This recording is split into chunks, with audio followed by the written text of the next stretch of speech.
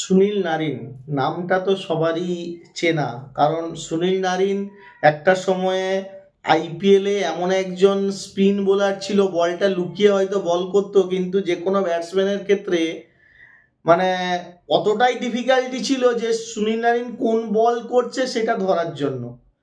সেই সুনীল নারিন ওই জিরো থেকে শুরু করে আস্তে আস্তে আস্তে আস্তে, যদিও সুনীল নারিন ইন্টারন্যাশনাল ক্রিকেটে ওর নিজের অতটা নাম করতে পারেনি দেশের হয়ে, কিন্তু ফ্র্যাঞ্চাইজি ক্রিকেট খেলতে খেলতে এমন একটা জায়গায় পৌঁছে গেছে সুনীল নারিন, প্রুভ করে দিয়েছে যে টি-20 ক্রিকেটে কেন বিভিন্ন ফ্র্যাঞ্চাইজি ওর জন্য দর হাঁকাহাঁকি করে।